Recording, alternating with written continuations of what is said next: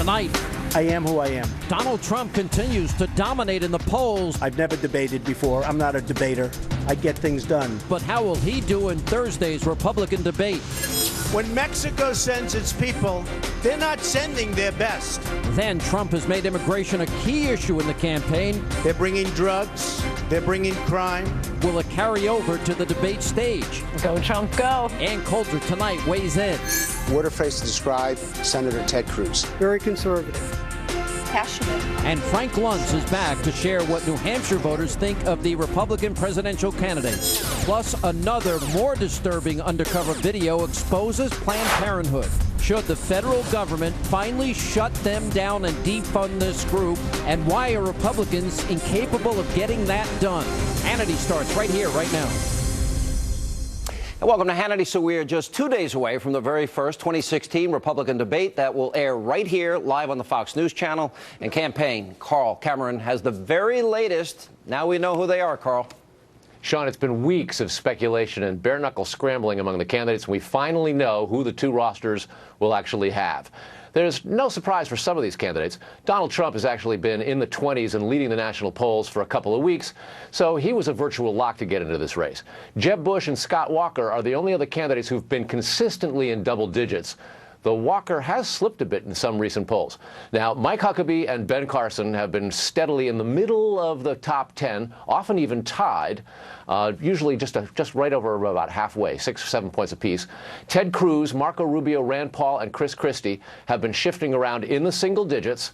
And now we know the 10th slot. There has been a heck of a battle for this, and it goes to John Kasich. It's worth noting that a lot of these candidates are virtually tied with one another, given the polls' various margins of error. Kasich, it's quite an achievement. He announced only 3 weeks ago tonight, and he shot from the very back of the pack to the top 10. The debates in his home state of Ohio, the nation's premier bellwether swing state, so he could have a pretty good cheering section with him some 48 hours from now in Cleveland. It's also worth noting that Donald Trump is not only leading national polls, he's also ahead in the first two primary states, New Hampshire and South Carolina, and voters in those states have been paying a lot more attention than a lot of folks around the rest of the country, Sean. So we've got you can now call me Shep, the rosters, and here we go. Shep, Sean, same thing. Let me ask you, how are the candidates preparing for this debate? What are they doing? Well, they're all different, so they all have different sort of superstitions as well as practice strategies. But to give you an idea, Bush aides say he has been intensively looking at the homework, and the other guy at the top of the polls, Donald Trump folks, say he's pretty much going to wing it. For those taking part in the 5 p.m. debate on Thursday, there could actually be several upsides. Millions are going to watch. Some of them, what they say, might be referenced in the evening debate or re-aired in primetime. And realistically, for Carly Fiorina, the only woman in the GOP field and a tough Clinton critic, she's going to make news on her own. Rick Santorum and Rick Perry came up short in 2012, and they have a lot to prove, so watch for them to be feisty. You have Bobby Jindal and Lindsey Graham, seasoned politicians both who've been working hard and are plenty capable of making news. And face it, Donald Trump will not be in the 5 p.m. event, and they don't have to worry about getting overshadowed by him, Sean. All right, Ed Henry. Oh, I'm sorry, Carl Cameron on the campaign trail. Thanks, Carl. Joining us now, Fox News legal analyst Peter Johnson Jr., the co-host of Outnumbered, Andrea Tantaros, and from the Trump Organization, Michael Cohen is with us. Leading in New Hampshire, South Carolina, the two first primary states. Here are the numbers. The latest 4 polls, 26% Trump, 26% Trump, 24% Trump, 21% Trump. That was the Bloomberg poll. I don't think Bloomberg likes them. Those are pretty outstanding, significant numbers. I can't argue with you on that. Center stage, which is where he belongs. What about Donald Trump? He made some comments on Fox and Friends about it's good to be a little nervous. He's not used to debating. He's not a politician. Are we to interpret that as he's not preparing at all for this debate? Absolutely not. Donald Trump's been preparing for this basically his whole life. He's an avid reader. He studies everything. He's not going in with the strategy that the other Republicans are. They're coming in with scripted answers. He's going to be himself. And being himself is exactly what's given him the 26, 26, 24, and 21 numbers. That's what people want to see. Authenticity. Authenticity. Well, it's interesting because he always makes news. So Gawker gives out Trump's phone number, and this is how Trump responds. He put a message on the phone.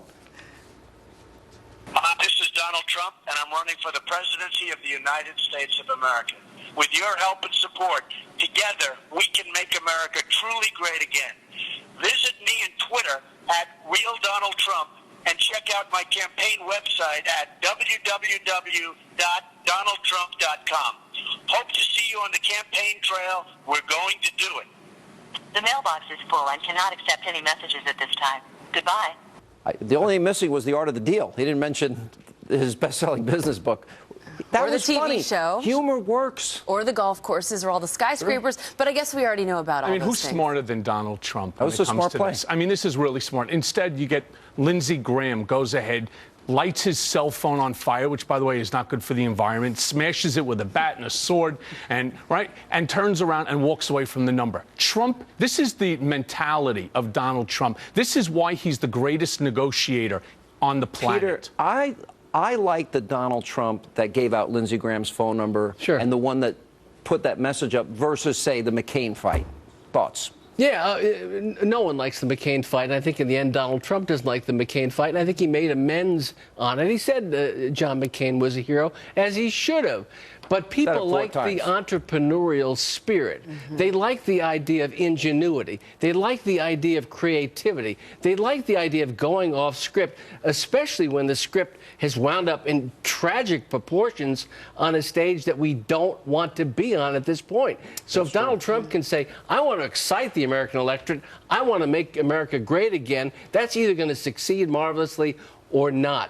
But it's going to be a rare event in American politics. Big question, I think, and this will be the most watched debate, my prediction. I think everyone's going to watch in part because of Trump. But which Trump will show up? The Trump that has been attacking some of his Republican opponents, or a Donald Trump talking about substance, maybe being a little more presidential? Here's how he attacked some of the candidates leading up to Thursday's debate. They don't even like him. They're from South Carolina. He's from South Carolina. They don't even like him. Marco Rubio. I think he's an overrated guy. I think that I have much better hair than he does. Rick Perry, he did a lousy job on the border when he was governor of Texas. What a horrible job he did. Worse than him, though, is Jeb Bush. Jeb Bush is a disaster in so many different ways. Carly Fiorina. Again, I don't know. I never met her, and she looks very nice, but she got fired viciously at Hewlett-Packard. I don't mean like a little bit. You know, business is my game. Would that be smart in this debate, Andrea? I think it would be very foolish for Donald Trump to change who he is at this point, because it's not believable. I mean, he's winning because he's authentic, and he doesn't spit out the canned, poll-tested talking points. So for anyone to for any pundit to sit and say that, one, he should change or he will change, I think is extremely naive. Isn't there a razor's edge, though, between Trump being Trump, which I think is smart, and being doesn't the American people want to see him be presidential? Isn't that going to be an important component? It depends, because we saw other candidates like Mitt Romney go out of his way to be presidential. And for some reason, that meant stiff. And I want to point out something why I also think Donald Trump's winning. The GOP base wants somebody who can fight and someone who can win. Look at McCain. Remember when he suspended his campaign? And remember Mitt Romney wouldn't take on President Obama for Obamacare? The GOP base is sick and tired of mealing out mercy. Hang on, but I want to get Peter's take first on this. Do you agree with me? I think Trump has to be Trump, and I don't think he could be anything other than Trump. But to go in there and attack, I don't know if that's the right strategy in that environment. He has to be both, and he has to show people who he is. He is a thoughtful guy that has a lot of ideas. And if you look at him in long forms, he's exposed a lot of those ideas. But he does need to be presidential. He needs to talk about policies and programs and a Trump vision for now, on America. the other side, Peter, what do the other candidates do? How do you deal with this? You know, if you attack Trump, let me give you the answer on that one. You know what they do? They sit there and they listen, because Trump is presidential. He's presidential. He has the look. He has the intelligence. He has the thought process in terms of what's needed to make America great again. Right? These guys all come out, but I want you, Sean. But that's what you said, though, right? He is presidential, and what he's going to do is he appeals to middle America, and he's going to show them. Would he gratuitously go after some of the candidates, like maybe he's done in interviews? Absolutely. If